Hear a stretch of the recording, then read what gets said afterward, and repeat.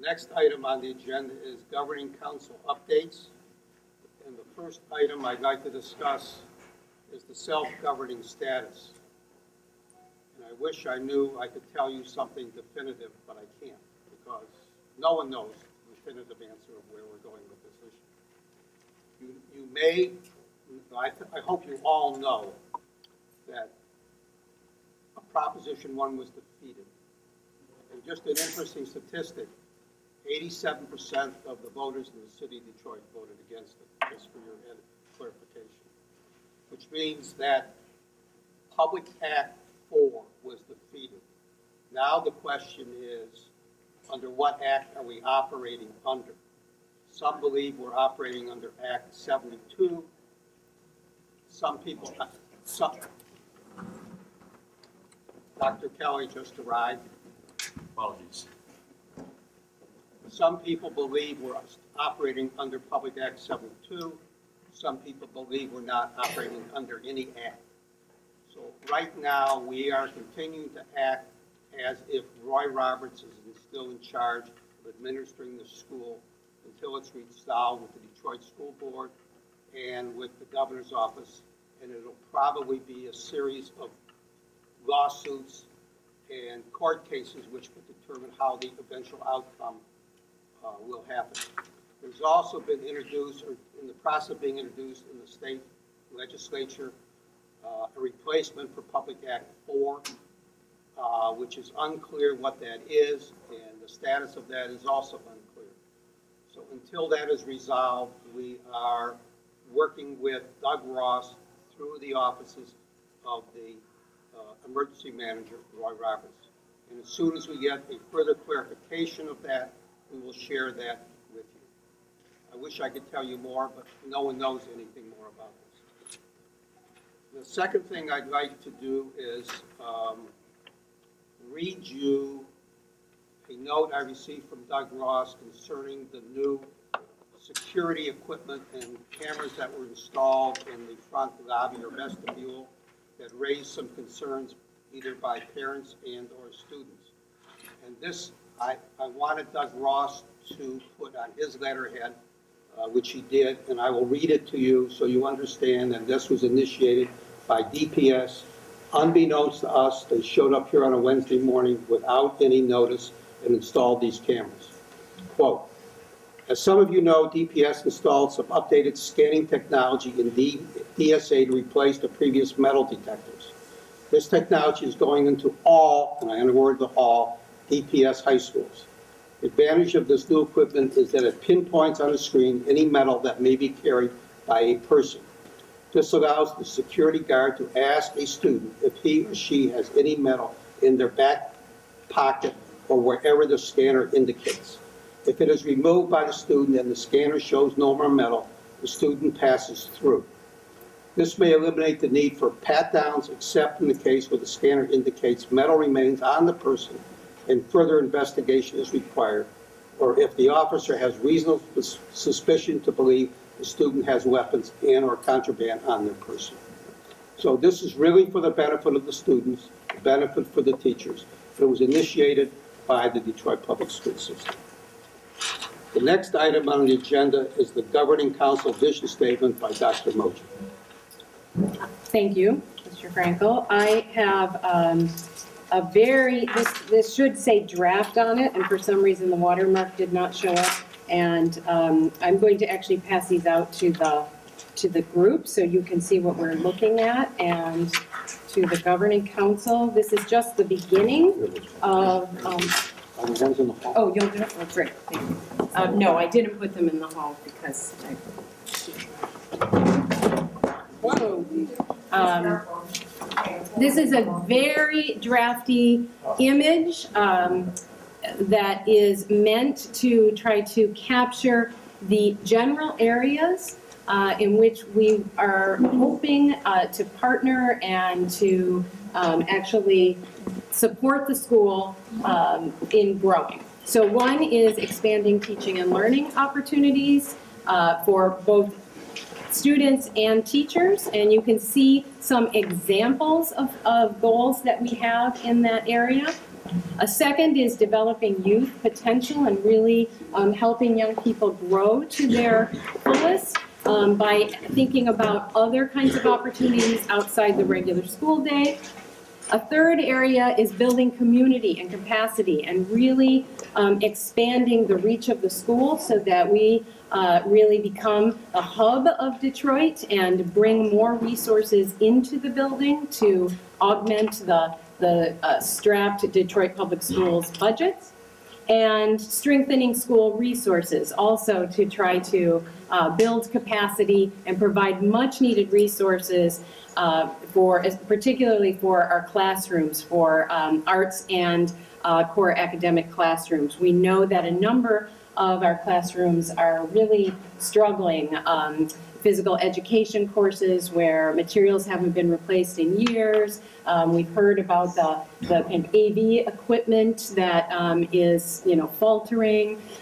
We'd like to get things like, I see Ms. Gibson, graphing calculators, more of those into classrooms, and simply books and materials in classrooms and in our library. So that's a particular area that we've already started trying to work on and work on fundraising around that area.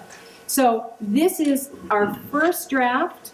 We have a number of steps in this process, and what we're going to do is actually build a timeline and post it on the website so that we can all look at that together. But as you know, in our early meetings, we reiterated that our goal initially was to try to learn from the school, find out what the needs of teachers and students and our leadership in the school would be, and then try to work on meeting those needs as opposed to coming in with some outside agenda. So our goal is in this first year to work very closely with teachers and with students and with the leadership.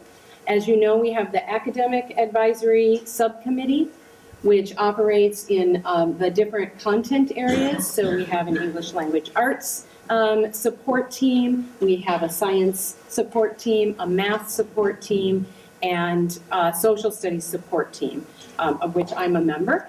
And we're working on developing a world languages support team and building up the arts support team. We've talked with Dr. Dennis Wilson at the University of Michigan and with Dr. Katie Fitzpatrick, both of whom have worked with DSA for many years. And so that's how we're trying to think about this work, and we will soon have a more fleshed out timeline available. It will be a draft, and we will invite public comment, but we'll put that out on the website.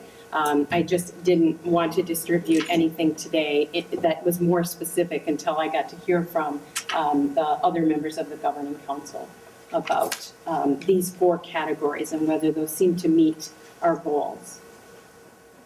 And with that, Ms. Ashford, do you have any comments? Yeah, I guess part of teaching and learning we need to address is class. So that everybody in the audience can. I guess one critical part that we need to address is to try to keep class size down. Right, and I think, can I speak to that very quickly? Ms. Felix Brown and Ms. Fryzek and I are working on that, even in the near term, to try to figure out how we can reduce those class sizes, because we feel it's a serious problem. I'll add that, though, to the list. Other things, I didn't mean to cut you off, I just wanted to. Ms. Ashford, do you have any other comments? No, that's the main thing is for right now is class sizes. Great. Elizabeth, can you just elaborate a little bit more what you mean by timeline? Is it a timeline for these activities or a timeline for the process for accomplishing the vision? Because what I would anticipate we're going to get to is also some measurement mechanisms so that we know if we're going to have progress towards these goals. Exactly. Thank you for asking that. So it's actually both in answer to your question. It's a timeline for activities, but there's a process for achieving those goals. And so one piece of the process is working with the school leaders and the teaching staff to develop better assessment systems so that we're really measuring student learning in its fullest capacity, so that we're not simply looking at test scores, but we're actually thinking about all the things that the young people at DSA do and do well. So we're documenting, or we're building that assessment system even as we're trying to move toward helping work with teachers to think about curriculum, providing professional learning opportunities. And so in the timeline that I'm working on right now, which are, it's all proposal, we actually try to lay out the first step, the second step, and we do it by year so that we can think of this as a multi-year process. A good example of that is under strengthening student resources. This isn't about classroom and assessment, but you notice on there I have developed a transportation system, which we know is a great need in Detroit. That's not something we're going to be able to do this year or in a year. So we're thinking about what are the steps to develop a transportation system, and that's what I want to try to map out in this timeline and then get feedback from the governing council and from the parents and students and teachers at DSA. Does that answer your question? Or? Yeah, I don't think the word assessment is just under one of these headings, and I just feel that the distinction between setting a goal and actually measuring whether you're moving towards it is a critical role for the governing council. So ensuring that we sort of have what should improve, what measures should we have by end of year to know if changes being made are effective.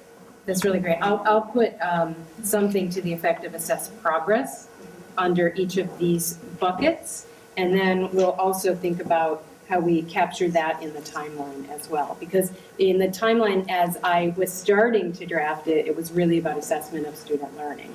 And so I think it's a good point to think about assessment of all of these other goals as well. Dr. Miles, do you have any comments? Yes. First of all, let me just say I think you've done a wonderful job in producing this approach to the vision statement.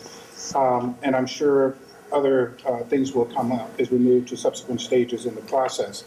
But I guess one of the things I'd like to see in those later stages, and I'm sure that the Arts Advisory Committee will be able to contribute to more specificity in terms of the arts. I mean, what it is we will contribute to enhancing the arts part of the curriculum, not only the curriculum, but many of the after-school activities that would involve professionals from here in the city, as well as faculty from the University of Michigan and others. I think we have a number of faculty who are waiting to become involved, and once we designate to them the areas where they would be most effective, I think they will be able to move ahead on that. Great. So I'll make sure to work with Dr. Price to try to get that specificity. And actually, you made me think of one thing. You'll notice the arts aren't sort of named. We imagined them in each of these buckets. So the arts are the thread that go throughout all of these categories. So in each of these areas, we'd be doing work around the arts. So I'll try to pull that out more. Dr. Moore, any other comments? No, that's fine. Dr. Keller? I always view these kinds of exercises to develop a statement or a picture, if you will, of the parts of visions as useful insofar as they produce a document, provided it is constantly reviewed and it becomes embedded in the culture of the community here, the schools, the teachers, the parents, and us, to the extent that we can keep the powers that be from above us from following up the vision that we developed inside here. I'm not the chairman. I don't have to be quite so discreet as I discuss the powers that be above us as they charge each other back and forth and fight for turf up there and all that stuff. So I have, in that spirit, I have a slightly different perspective on this. It is possible, I know you don't mean it this way, so I say that sincerely. It's possible to look at this as almost to look at any school today And if you're not careful, you're looking at the school of yesterday while you're looking at the school of today because of the pervasive ways in which technology is changing everything. So let me list 6 ways that technology can help us do a better job at the DSA. And I don't know how it fits into these, I'm not concerned with how it fits into categories or whatever, but I am concerned that we always think about it this way. The first and foremost is technology as an instructional resource. It's incredible what is going on out there in the world in terms of developing curricular materials, instructional techniques, examples of, and my perspective is maybe the oldest person here, that the younger, Thank you. the person, Appreciate it. I guess it's true, the younger you are, the more you get this. But that's first of all instructional resources. The second is links to other schools of the arts. Could we consider setting up some, by the way, I'm not the computer geek and expert on how to do these things, I just sort of talk about it. How about links to other art schools in the United States or in other countries? Could we set up a little network so that we could be the hub or head or a key hub in a national and international network of similarly motivated and positioned specialty schools for the arts? The third is professional development of teachers and principals and other resource people within the school. I could make a speech about each of these, but I won't. A fourth is communications within the DSA community itself. I think it's very useful that we videotape these. We have a website, but I believe that we could do a much better job if we could develop a more forward-looking plan for how we could communicate within the DSA community. A fifth way is between the University of Michigan and the DSA. Here we have a partnership that is very close in terms of the flow of resources and so forth, but yet they're 50 miles away from us and we're 50 miles away from them. And I don't know what these links should be, but we should make sure we have absolutely the finest, easiest, most transparent communications that can help the school. And sixth and finally, media for PR. If we're not careful, we're going to go back into 1950 and send out a press release and hope we get a newspaper article, but that isn't the way media works today. So those are just examples of ways that I hope that as in everything we do, we can bring the finest modern technology into the service of the educational program of the school and the links to the teachers, the students, the alums, and so on. Thanks. Right. No, those are really helpful, and I'll try to think about ways we can work them into these different categories and sort of use it as a way to tie the categories together as well. I think Dr. Keller brings up some really important points here, and I think exploiting the technology will certainly move us to the next level. I also think sharing this information with some of our colleagues who are going to be involved with the Detroit Center at the University of Michigan and perhaps other universities as well, to see how they would link into this. Because I totally agree that technology is going to be the means by which a lot of educational issues are resolved in now and in the future. And I can speak for the University of Michigan in that a number of the units that deal with these kinds of issues report into our office. And our Center for Educational Outreach, our Office of Academic Multicultural Initiatives, our Center for Research on Learning and Teaching, all of those offices have resources that would be able to facilitate the kinds of connections that, that Jim just mentioned. And not that we would want to take on all of this at one time, but I think getting a couple of our offices sort of really linked in with certain segments of the school would help, again, move us to that next level. Great, thank you. You'll arrange a time for me to meet with all of those. Indeed. Or I will get someone to arrange the time. Elizabeth, I think that the conversation really pushes the question. There's a deep dive that could be taken into any one of these topics. And so maybe And I think this is a great start at sort of the collection of aspirations that have been gathered since DSA became a Detroit Rising School and in conversation with the school community.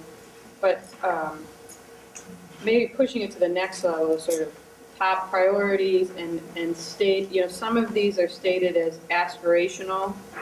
Some of them are just statements of a subject area. So pushing the top priorities, and then with those top priority ones, really starting to flesh them out and looking at partners and engaging the committees into fleshing them out. So I think it is a good starting point, but before the timeline got too far along or metric system got too far along, I'd want to see if really high-level outcomes could be drawn out and then some individual detail within them.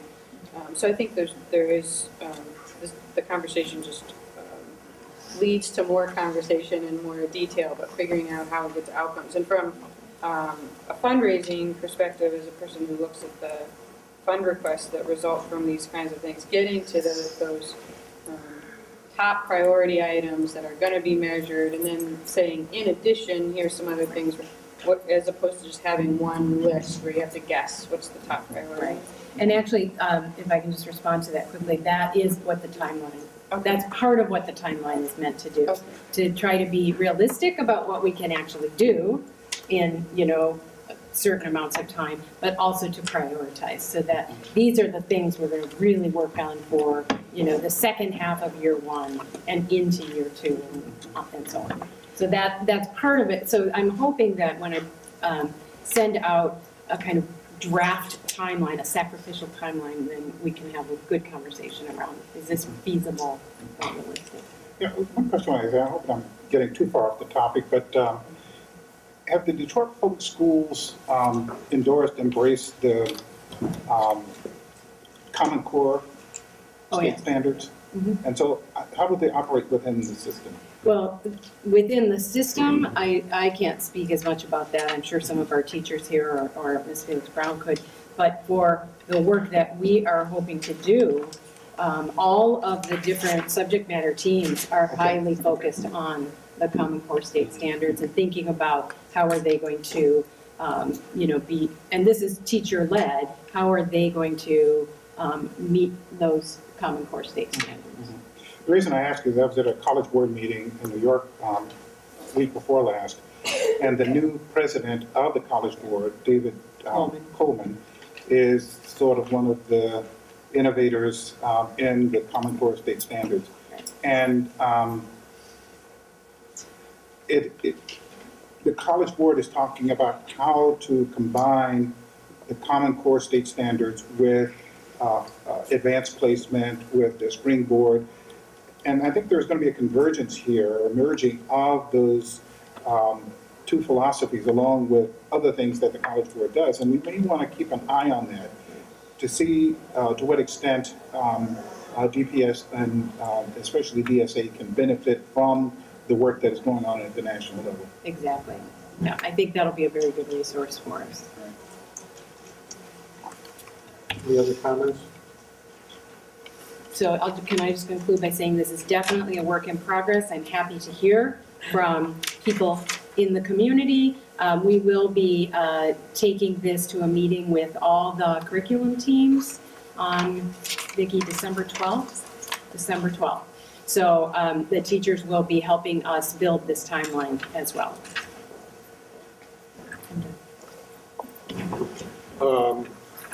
Just to share with you one thought and one contact I've made. We've made contact with the New World Symphony in Miami about developing some sense of collaboration, and the new assistant conductor at the DSO got his training at the New World Symphony, so we're trying to build that relationship with that organization, and also with the Philadelphia School of the Arts, which is a cutting-edge school run by two people that graduated from Curtis Institute in Philadelphia. So we are beginning to do what Elizabeth has set out to do, to develop these relationships, and we will succeed. The next item on... You all know about the New World Symphony? One on the board? No. Yeah. Well, the New World Symphony, I guess Michael Tilson Thomas, who is now the conductor of the San Francisco Symphony. And the London Symphony. Yes, was a major figure in providing opportunities for minority performers as well as composers to offer them an ensemble to perform in and to compose for. And he has just made tremendous progress in terms of providing those opportunities. And I think that it is a real feather in our cap to have an affiliation with that organization. Very Next item is the school operating budget. Again, I would like to take the liberty to read something to you from Doug Ross. So you get a feel for where we are and where we're going. Quote, this was sent to me on Wednesday, November 14th. We know many of you are here to understand these things currently stand relative to your school's 2012-2013 budget, particularly given the critical role in financial oversight. By the way, this was sent to all governing councils of all 9 schools, not just to us. Here is a brief update which we hope will address many of your questions and concerns. When school budgets were approved by the governing councils in late August, the DPS budget office began loading these budgets into our financial system to make sure that monies were assigned to the appropriate line items for your school. When count day arrived in early October and it became apparent that school revenues would need adjustments based on both student enrollment and other factors, this budget work was put on hold until the complete revenue picture could be determined. Our Detroit Rising team has worked diligently with our counterparts at the DPS budget office to ensure that our schools receive the revenues to which they are entitled and which they need to support the operation of basic educational programs in our schools. However, at this point, we still do not have a final review numbers to share with you, and our school budgets are still not fully loaded into the financial system. I'm reading this so that you can appreciate the problems that this council is facing when you ask us where money comes from and how we typically spend it. So we are at the mercy of this bureaucracy in trying to figure out how to get to where we need to be. Please let our team know, as well Emergency Manager Roy Roberts and DPS Budget Body is committed to working just as quickly as we can to ensure that revenues are finalized. We are hopeful we're getting close to this point. Our expectation is by the end of this week, which was last week, or early next week, which is this week, final reviews will be loaded to each school's budget, and your principal will be in place to propose any needed amendments to your school's approved budget. In the meantime, we will continue to work with principals as immediate spending needs arise to ensure that they are able to take action when needed, provided that monies were budgeted in the governing council approved budget. So as I said once before, this is in a state of flux. We have the ability to amend it once we get it, but it's a work in process. I will tell you 2 things that have happened. Number 1, I feel absolutely comfortable that with talking to Doug Ross, this council, he's assured us that we have the money for the accompaniments. That's number 1. Number 2, we have also tried to get him to be a little bit more flexible in allocating title funds so that we can use them in a much more flexible manner to add teachers where we need them or to add for other services which the school needs. So we are working on those 2 areas specifically within the budget to give us the flexibility we need once that final budget is determined to use it much more effectively for the benefit of A, the teachers, and B, the students. May I add a comment? Yes, please. I just like to, I don't know if Ms. Felix Brown is in the back of the room. I saw her back there. Yep. And I'd just like to say thank you for all the work you did, and Ms. Spryzak on the title, moving the title funds to a less restricted category, because that, you really deserve the kudos and praise for that. Thank you. And this is something, the specific allocation was something that happened prior to this year, that the forms for last year were not, for this year were not filled out properly previously. So we had more restrictions than most schools had in how we allocated the title funds. One other thing I want to share with you, we've developed a relationship with the University of Michigan's hospital system and the medical school for a nutritional program at this school for the benefit of the students on a optional basis. And it has now been funded through the University of Michigan, and we will have a 3-year commitment at this school, probably beginning sometime after the first year, which I'm very, very excited about. And Mr. Demetrel will be working with that program. So he has already met with Dr. Eagle, and they've been working on that together. So Mr. Demetrel is the health and PE teacher here. So we're doing these things one at a time. It takes a lot of work to make these steps possible. As I want to assure you all that we have everyone's best interest at heart in the betterment of this institution. The next item is fundraising, and again, I'd like to turn it over to Dr. Mosher. At the last meeting, I presented a draft of a fundraising plan, and I just wanted to, thank you, Dr. Kelly, to distribute that approved draft or approved version. Oh, I thought you all had copies of this. I'm sorry. So that everyone would have it for, okay, I'll get you a copy. We're not necessarily going to go over this tonight because we went over it last week. So this is just for informational purposes so that you'll all have copies. And this will be posted now that it's been edited with the additions by the Governing Council and approved. It'll be posted again on the LSCO website and with Ms. Carricker's help on the DSA website. A few exciting fundraising activities. As you know, Ms. Lemons posted the note about the Knight Foundation funding. We're very excited to have been included in a large award to many different institutions in Detroit, specifically supporting art activities at the DSA.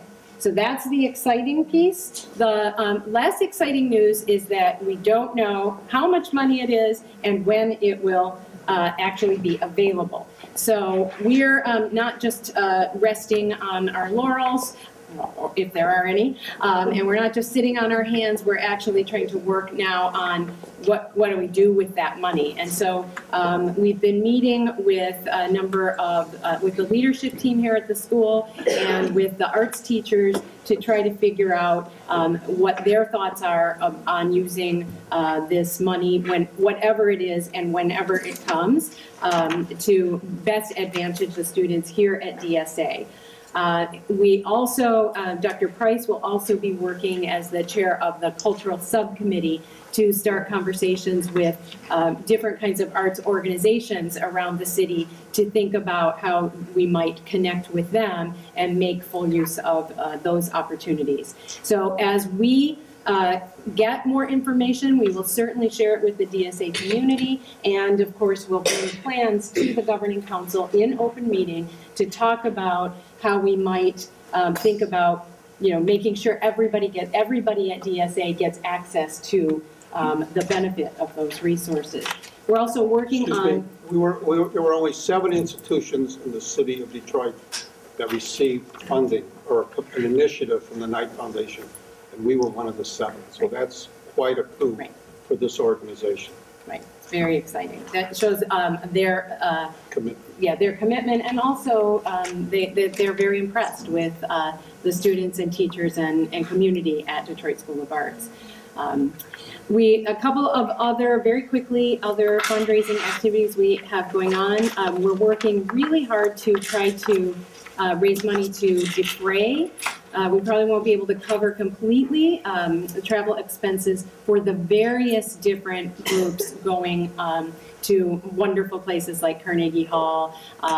Ms. Burrell, I believe, has a dance workshop happening in the winter. And so I'm getting a number of notes about these different activities. And please keep me informed, and then we can try to think about, as part of our question about how to make sure that everybody gets an equitable, every student should get an equitable share of any kinds of funds we can raise.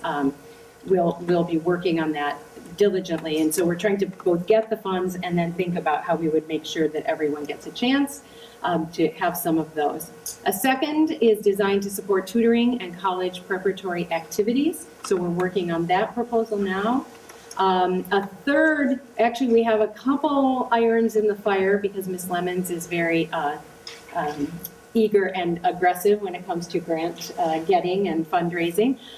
So we're working on media center resource development.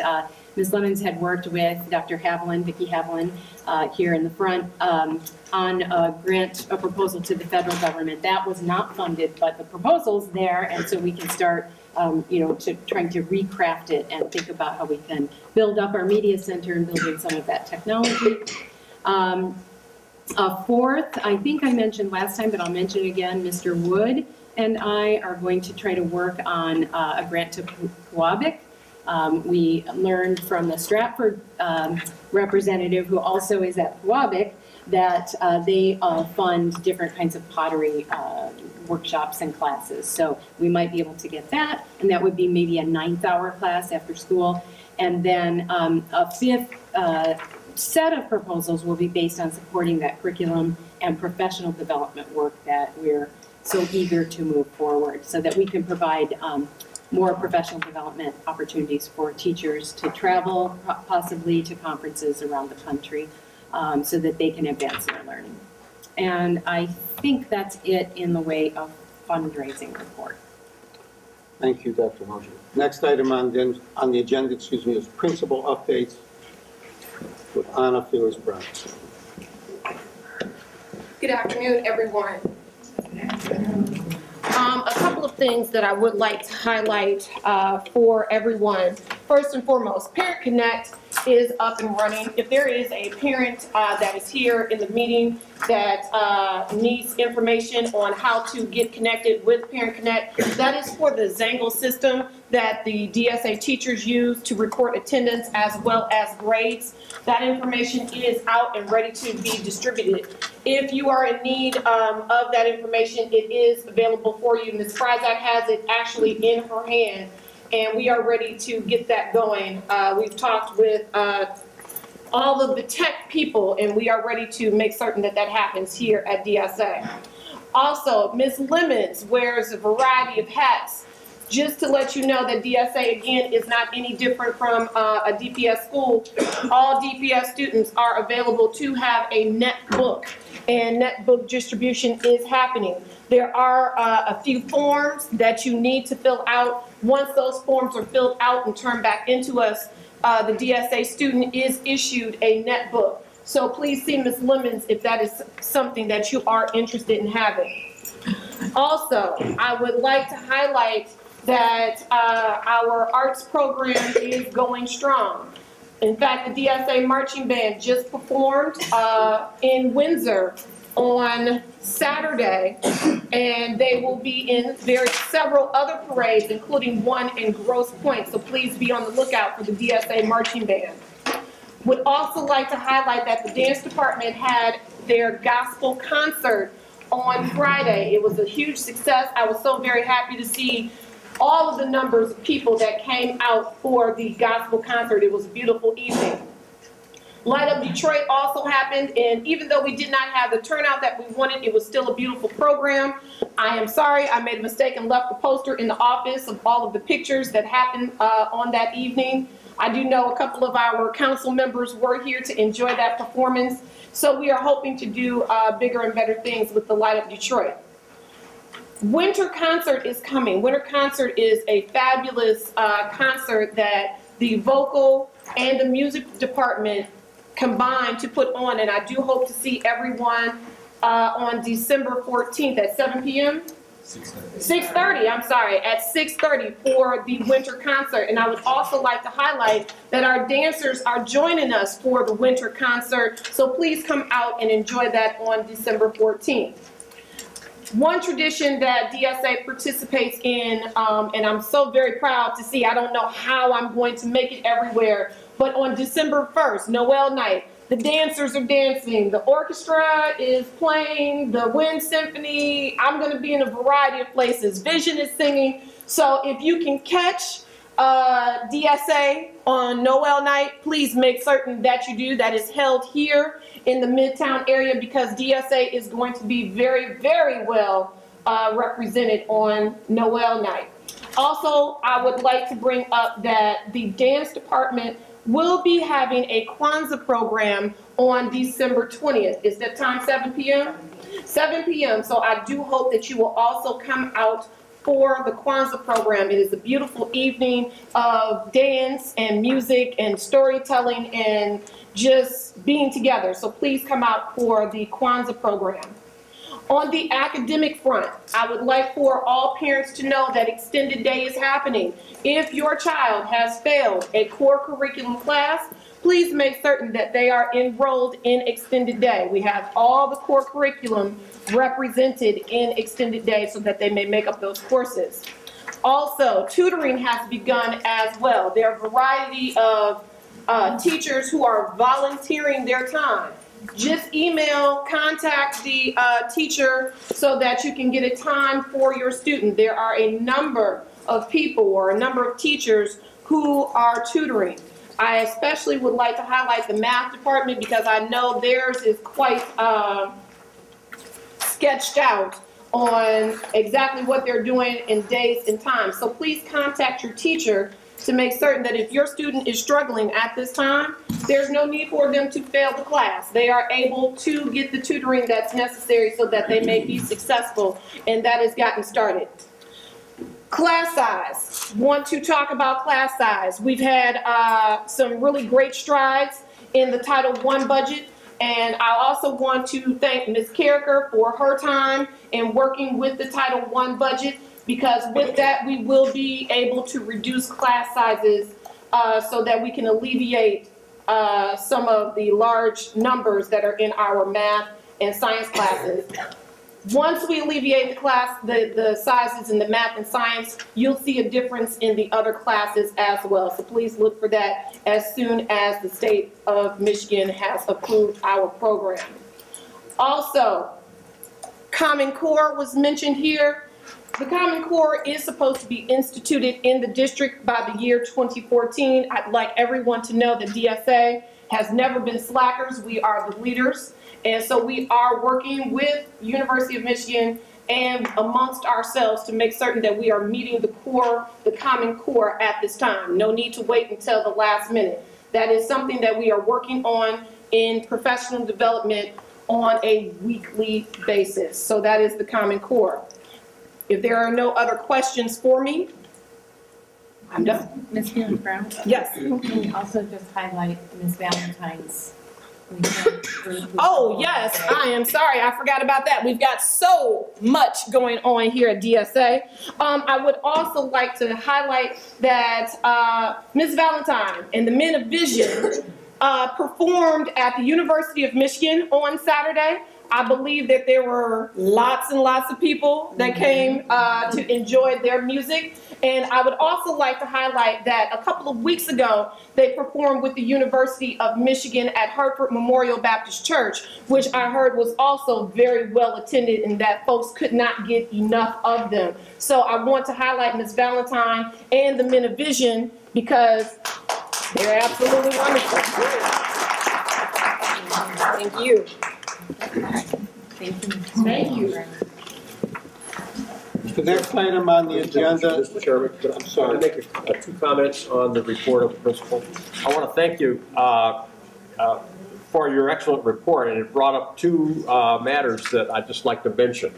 One is that I would appreciate if we could get some kind of a report on class size by subject to actually get a factual baseline to see what the nature of the problems are, where they are, where we're in better shape than others. And I don't want to create a lot of work or anything like that, but just some No, kind of. actually, I already have a binder. There's a complete binder where I have exactly how many are in what in each class. And I think that Dr. Mujay is already on top of all that, but as a matter of information for the governing council, I think that's a key statistic. Can I ask Yes, a question yeah. about that? Do you want the report now, or do you want it after Ms. No, Haley's just as a report? matter that we could, and the other is, just as a comment for everybody in the room, the Common Core is developed by cooperating states. It's a new set of standards for what students need to know and be able to do by subject and by grade level. Almost all states, 48 or 49 of the American states, are working collaboratively to develop these with large number, thousands and thousands of educators of various kinds working on it. And it is regarded as a very visionary, forward-looking way to move the curriculum of schools in the United States from some of the more traditional ways that they have been to a more modern, getting kids ready for school and for careers and for colleges in a more modern way. At the same time, the largest problems that have been identified in the United States, and I'm sure it will happen here in Detroit too, are it's not just publishing a set of standards, it's not just deciding, we're going to buy a new book or a new whatever. It is a learning journey for the educators involved, as well as the students and the parents. And at some point later this school year, I think it would be very useful if we could have a report of some kind and an open discussion of the professional development strategies to start to help the faculties work their way toward being able to implement the common standards, because it will be a 2, 3, 4-year process, and we'll all have to be working at it. It's not a quick fix, and it's not a mail-in kind of where you just sign on and say, oh yes, we're going to do it. Thanks. So I will put that on our agenda. It's a big topic of our conversation with the curriculum groups on December 12th. I'm looking at Ms. Gibson again. So we'll plan to report at the January meeting. I just hope that we look realistically at the professional development. There's no reason we can't be a model school in getting ready for the Common Core standards, and not just a follower, because first of all, it's a way to fund a lot of curriculum and professional development and instructional improvement strategies if we could get out in front and be able to say so. Dr. Mons, well, I should also point out that there are national standards being developed for the arts themselves, and we should probably keep an eye on that as well. You know, I'm sure that in many cases, what happens here at the DSA exceeds what's being prepared in terms of standards, but it's something I think we should take a look at. Could you get those Sure. for us? Or maybe some of the teachers, I see Mr. Smith. Do you already have access to those, or? Yeah. Okay, great. So we'll work together and kind of pull those, and then maybe maybe the arts group can present at the. Again, they're still in development. I mean, in fact, I'm on a committee with Colin to further to look into these standards. In fact, there are 3 streams of standards happening at the same time, and we're looking at all 3. Great. Ms. Lockwood, do you have any comments? Ms. Ashford, do you have any comments? Ms. Sager? No. Okay, next item on the agenda is in addition to the...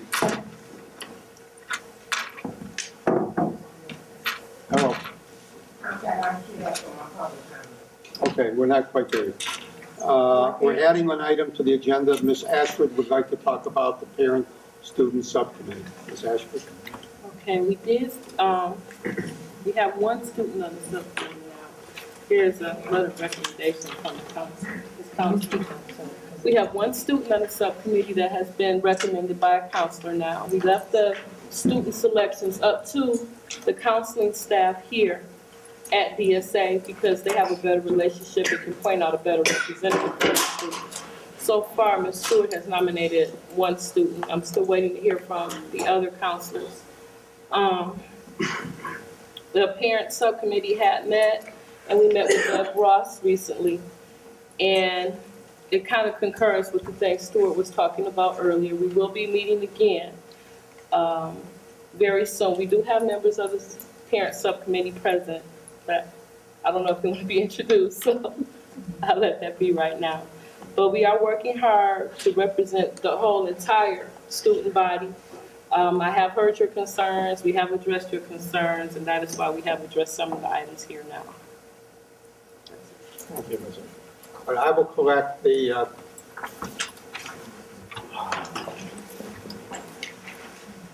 Public comment forms. any public comment forms.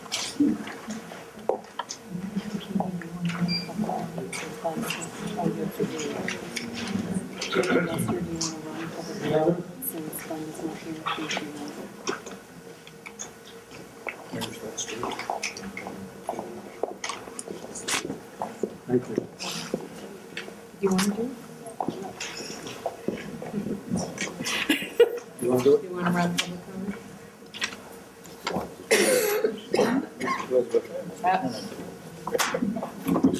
All right. Right, since Dr. Price isn't here to run the public comment portion of the meeting, I will be doing it. And the first form I have is from Zenobia Jeffries. I think I see you back there. And do you think, I'm sorry, can I ask you? A couple of you earlier, well, actually it was last week, and then I finally did speak to the principal who was around this morning regarding the security system. You addressed that earlier, but in speaking with you all last Tuesday when Doug Ross's presence, when he was there, he also made a comment about, as a self-governing school, we can come up with other options to keep our students safe without setting this up as if it's some correctional facility with the cameras and monitors and pat-downs and such. And I would like to go on record, whoever's taking minutes to put that in, that we come up collectively as a school community to do something to establish a safe environment without our students feeling like prisoners in their own school. And also I have a question regarding the PA-72. Excuse me, could you speak a little louder? It's just really hard to hear, Ms. Jeffries. Okay, with the PA-72, you said we're operating under PA-72. No, I said it's unclear. I mean, but you all are here, so we're operating under PA-72. Let me say this, we are operating. Stuart, just let her make her comment. Go ahead. Well, then if you're not under PA-72, then you all shouldn't be here. But regardless, however you're operating, if we're still a part of DPS, then do you all meet with the elected board and discuss the conversations that are happening and the plans that you all have? Can I say something just to the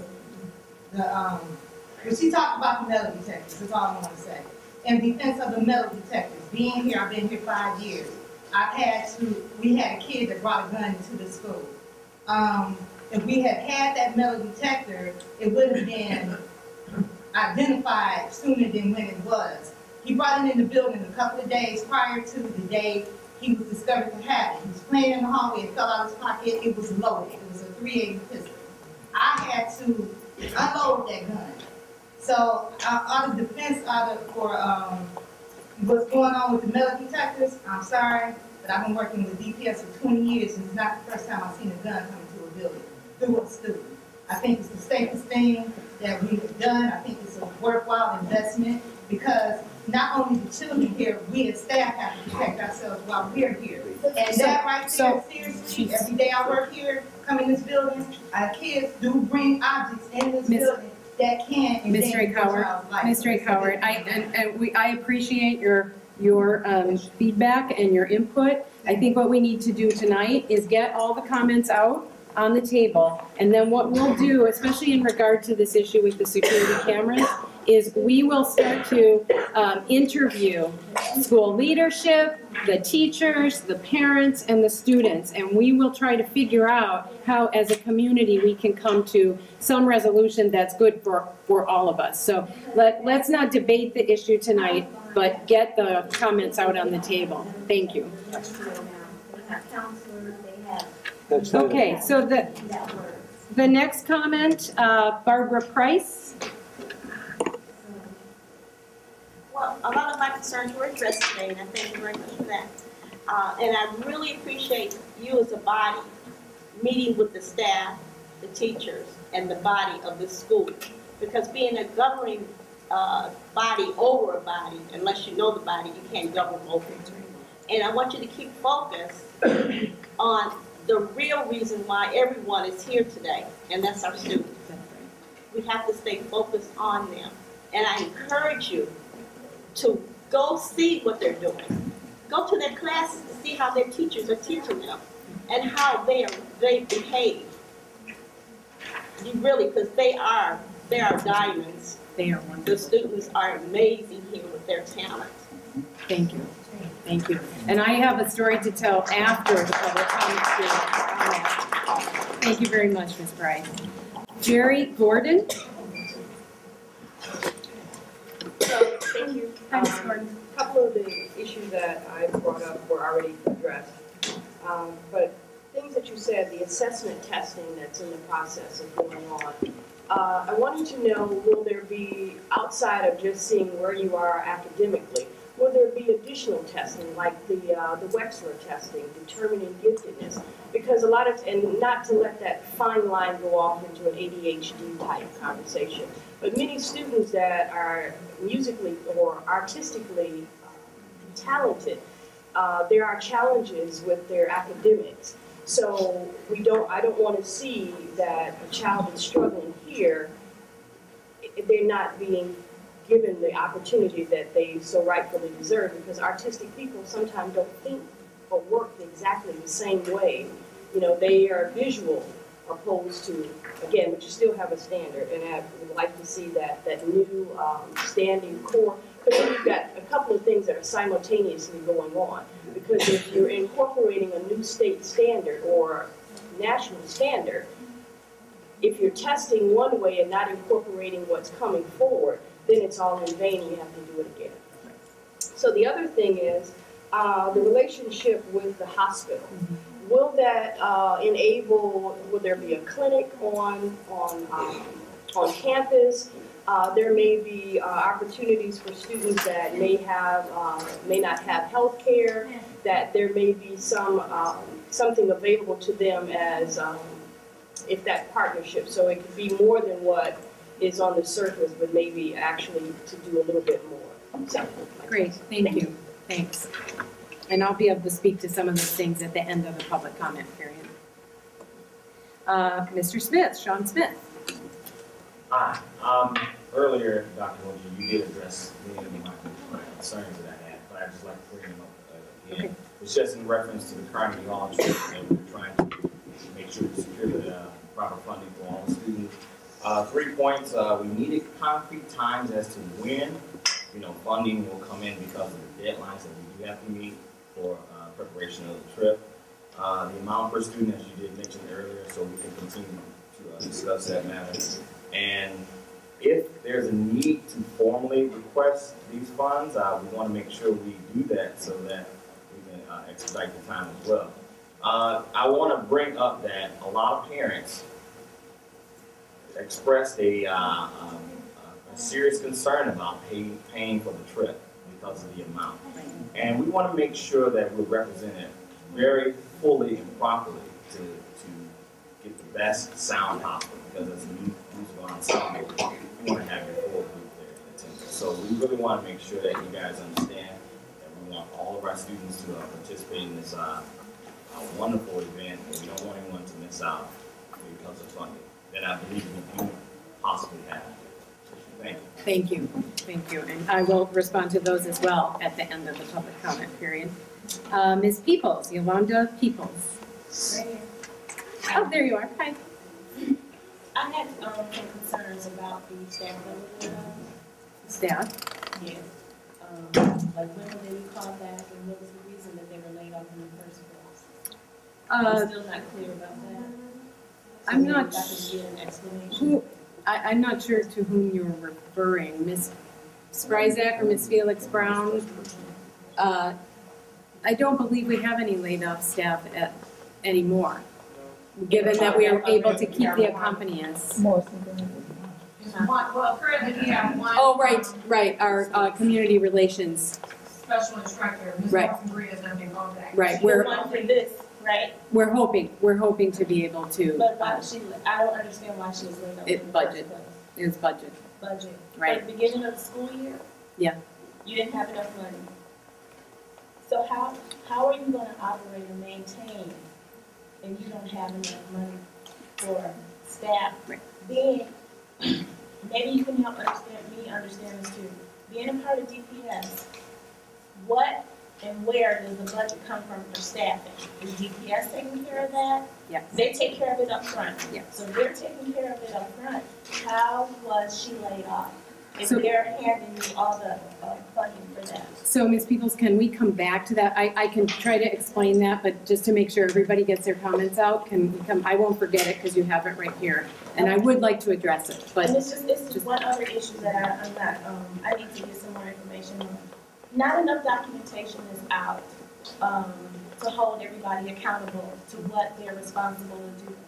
Can we get some documentation as to what exactly everybody is responsible for? Yes, yes, we're working. How soon can we do that? We're working on that. We wanted to have actually paper copies today, and we just didn't manage to get bios and the specific roles. These are all things that we have talked about in the public meeting, but we will make sure that that's also on the website. And the last thing about the documentation, what role does the actual university have? Like, what is the university's role? Or what are they accountable for? So let me come back to that at the end, okay? That's a little more complicated. Thank you, Ms. Peoples. Omari Rush. Mr. Rush, I saw you, there you are. There we go, good afternoon. My name is Omari Rush. I'm the education manager at UMS of the University of Michigan. We're a performing arts presenter. We put on music, dance, and theater concerts. Yo-Yo Ma, like Marcellus, the Miracle. I actually just wanted to say 2 bits of thanks. So the governing council, Ms. Brown, and to the entire DSA community. We really appreciated you all hosting the Kiara String Quartet on our behalf back in October. Kiara String Quartet is a group of, they started out as students at Juilliard. They met there. They formed as a quartet and been playing all over the country. Right now they're artists in residence at the University of Nebraska. We brought them here for a bunch of concerts throughout the region, and we're really excited to have them work with students here. We are really impressed with the students' play, the energy, and the enthusiasm. And just a special thanks to Mr. Smith for your part in making that happen. And the second bit of thanks is an advanced bit of thanks, and that is because we're actually going to be hosting one of our concerts here in the auditorium on January 22nd. From Cass Corridor to the World. It's a celebration of arts that were kind of born and bred in Detroit. It'll feature a variety of artists, including Jerry Allen, Mark Spelgrave, and we're really excited to be doing that again here. And a special thanks to Mrs. Carricker for organizing that. We're really looking forward to it. So again, just thanks so much for your support. Thank you, Mr. Rush. Ms. Gant, Rose Gant. Hi, I just have a question. I want to know if the governing board has a procedure set up so that the staff can access or request the funds that are being raised or put aside for them. You know, the staff keeps coming in and saying, well, I need this and I need that, and I'm saying, I don't have the funds, and I don't know how to tell them who to go to, how they get the funds, what they need to do. Great, I will address that at the end of all the public comments, so I'm sure to talk about procedures. Put that note down, thank you. Ms. Gant. Jan Frazier. Mr., Miss, well, it could be Jan. Oh, she's standing up. Yes, I'd like to begin by saying that my daughter, Darn Frazier, graduated in 1998 from DSA. So she was a part of the very beginning of the school, Dr. Cotton's vision. And I was a Kool-Aid mom at DSA. I don't even know if anybody here was around when I was a parent. but I'm serious. I was an extremely active parent. I could be called on for anything by Dr. Cotton or the teachers and the staff. But that's what I think parents should do anyway. Okay? I am concerned because I've heard that as a taxpayer, I pay, well, we all can pay millions of dollars for equipment that is not being utilized by the students. Now, we don't pay taxes and expect our children to be educated, let's say, to the highest extent. And, you know, this equipment, I understand, is just sitting up on whatever floor here in this building. That's a very big concern. I am concerned. I understand the importance of security, but I don't think that any student in Detroit Public Schools or in the city of Detroit should be patted down as if they're entering a prison lockup. That's a big concern, and particularly, it's my understanding that the parents nor the students were informed. This was just done, and now that's a real big problem because anything that happens in the school, parents should be made aware of that. I mean, that's just wherever you all live. Some of you live in Ann Arbor. I bet you wouldn't let that happen in an Ann Arbor school. Right. Okay? That's a concern. And finally, I know I'm addressing because of all this craziness with Roy Roberts, Robert Bob, and our school takeover, and I was very involved with the fact that the takeover was wrong. Because when you start denying people their voting rights, it's extremely serious and it's a slippery slope. We voted for a school board. I did, many people in this room, and they have no say-so here. They should be there instead of this governing board. That's right. Now, it's again, think about the voting, our voting rights. That's about, that's one of the few powers that we all have. And again, I put money on it. If this happened in many of your neighborhoods, you would not allow it to happen. That's right. I'm sorry.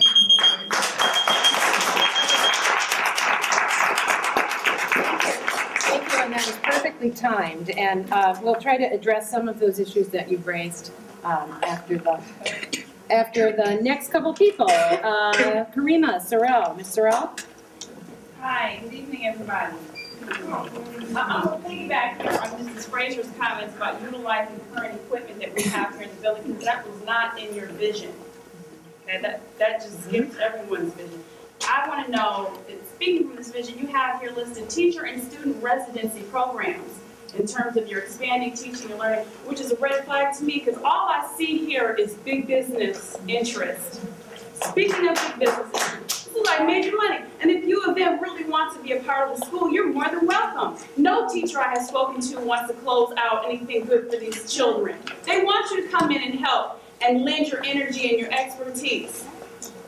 That doesn't mean you have to sit up there as a governing board when you have no clue what's going on ground floor. Dr. Kelly, I'm so happy that you want to see about our overcrowded math, 53 children in one classroom. I'm so proud of you, but I do want to know why you refer to the powers above like we're living in a reality of Wizard of Oz. No, the power is with the people. We voted 87% for, and I was very patient this whole time, letting you guys make your little jokes, which get on my nerves. Because we have business here, we have children to take care of, and I don't have time to waste. I don't think anything is funny or charming about your presence and your little jokes. It's not cute, and it's not business, and it's very clear you have no idea what's going on the ground floor. I know you're not working. I know you're not working with the staff. The first thing you did was to take the principal out. So I know that you're not working with the people here who are concerned for my daughter. Okay, now we're going to get to the security. Because like I said before, the big business. Who's getting the contracts? Who got the money for these cameras to scan metal? Any equipment. All these police officers who sit on the side of the road and try to catch how fast you're going, they're all coming down with cancer of the eye. Because anything that screens us emits low-grade radiation. Maybe your security guards are happy for their salary, they don't care. Maybe Mr. Ray Howard, she's happy because she can point to this and say, oh, now we're secure. Columbine does not have they don't have metal detectors. Columbine High School does not have it. Why does DPS have it? Because our children are black? We are not criminals. We've done nothing wrong. This is our school, our community. You are guests here in our house, and we treat you with respect. When you disrespect us and want to limit us to 3 minutes, you're lucky to have my 3 minutes this evening, let me tell you. You're lucky.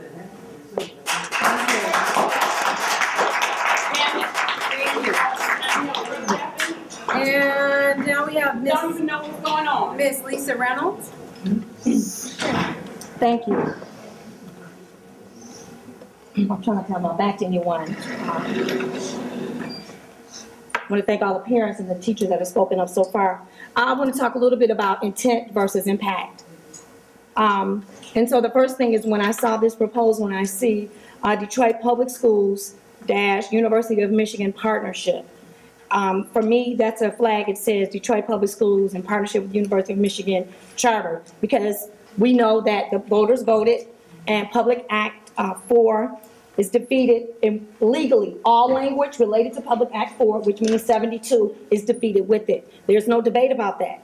And so once again, as I read this, I say, what research have you done about this school? This school exists on a proven research-based curriculum that was developed by the founder, and it is modeled throughout the nation.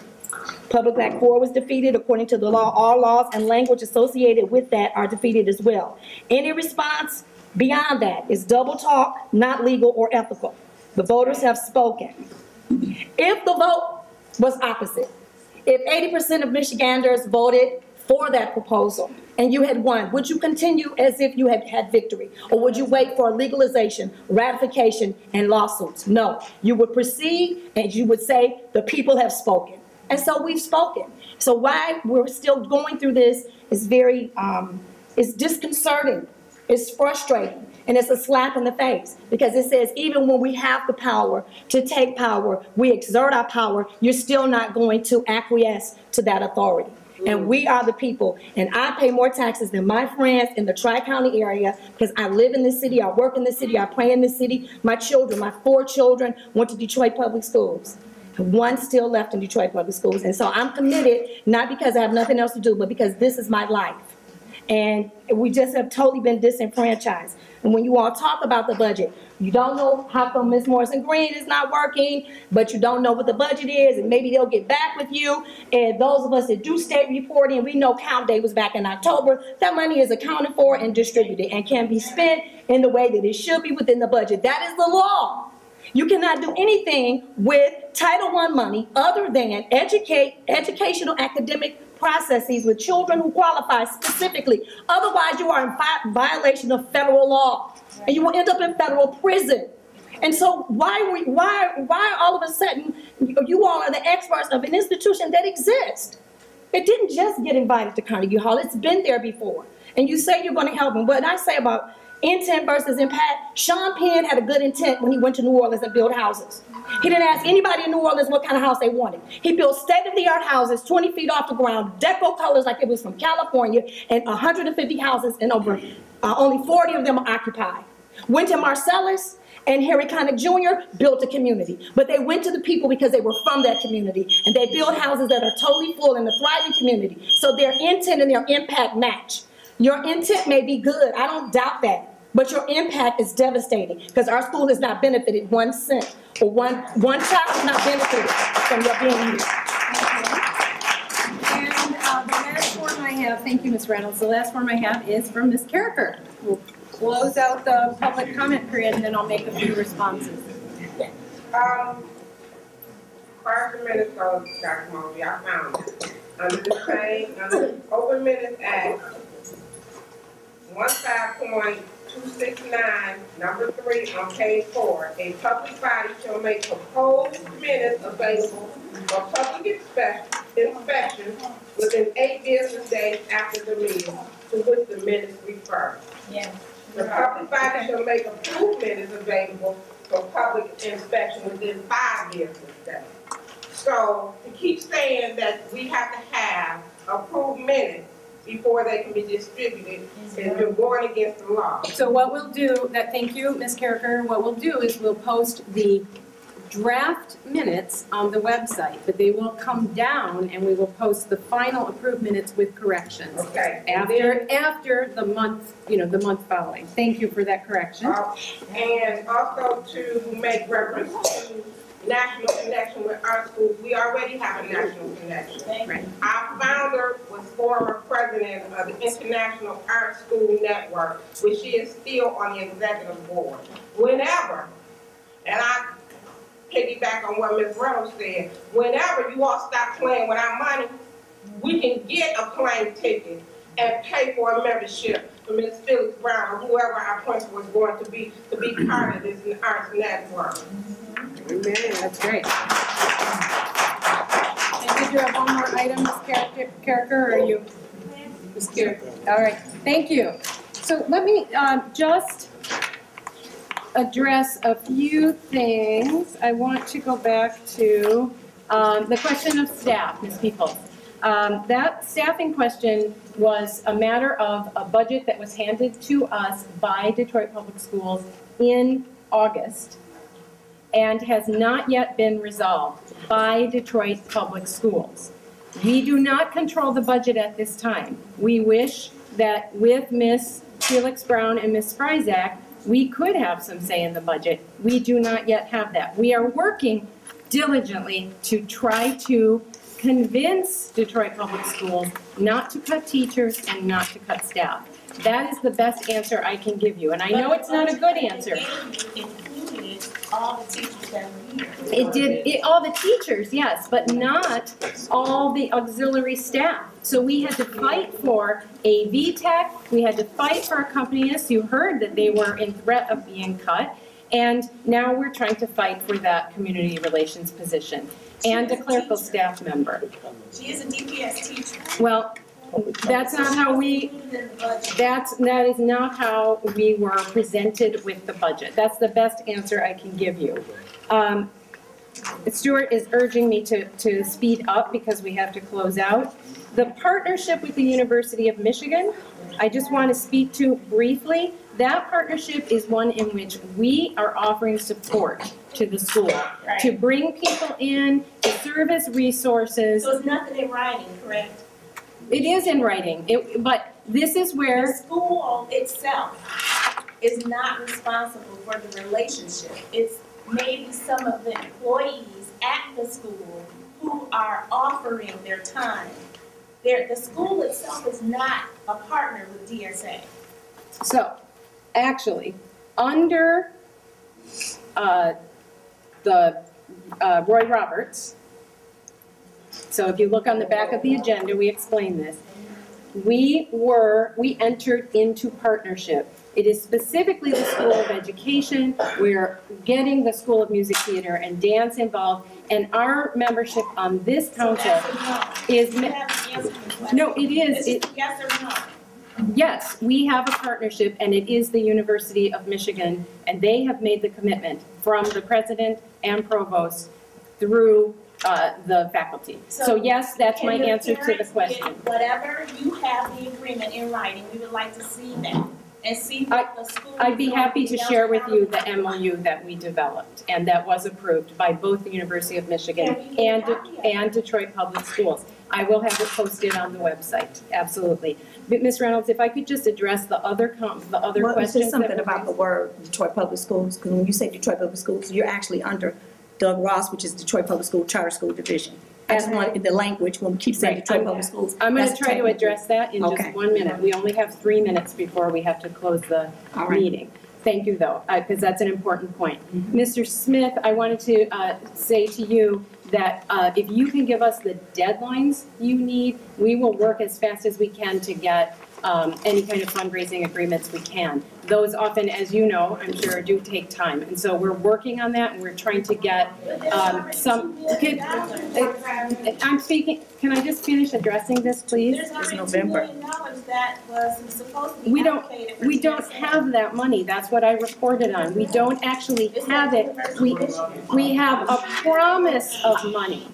So, Mr. Smith, also we are working, as I reported, Ms. Price, Ms. Ashford, and I are going to try to work out in conversation with you. I've already spoken with Mr. Malabed and Mrs. Malabed, and I want to speak with Ms. Valentine about how you think we should best go about figuring out how we distribute that money and the amount available per student. So we want to have that conversation with you, and you advise us on that. And in terms of formally requesting funds, that's also part of this process we're trying to figure out. But until we have something more formal, if you would either let me know or Ms. Ashford, then we can make sure that we have a record of all those requests. Okay, thank you. I have 2 minutes. Ms. Gant, you asked about the governing council procedures, and I'm sorry, now I'm blanking on what your question. I just wrote governing council procedures, and now I can't remember the specifics of what you asked. Oh, for getting those requests in. Well, not necessarily just in general. I mean, copy paper. Oh, right. Those should all go to Ms. Felix Brown. Ms. Felix Brown manages the budget. Now, because we don't have an approved budget, because we don't have the money from DPS, we are not in any position either to make those allocations. So you need the parents to pressure them. Yes, we need the parents. We need the parents to pressure them. Absolutely. So, if I can then speak to Ms. Reynolds' question about under Roy Roberts, we were appointed. That is true. What we know at this point is what's written on the back of your agenda. And that is that because the appeals court said that when Public Law 4 was struck down and the repeal of 72 was attached to that, that the repeal of 72 was also struck down. So the appeals court, it may well be. I don't want to argue that with you. I might well agree with you. My point is that until we're told otherwise, we are assuming that we still have a responsibility to this school. In addition, we have been in conversation with Mr. Lemons, with Mr. Dr. Telford, and with the school board. We actually had a reception. Ms. Ashford attended, Mr. Frankel attended, and I attended, in which we met, oh, and I'm sorry, Ms. Spryzek attended. She was able to come to represent the school because Ms. Felix Brown had a meeting. And we met with the school board. And what they're talking about right now is, as it says on the back of the agenda, a continuation of some kind of site-based management that reports to the elected school board.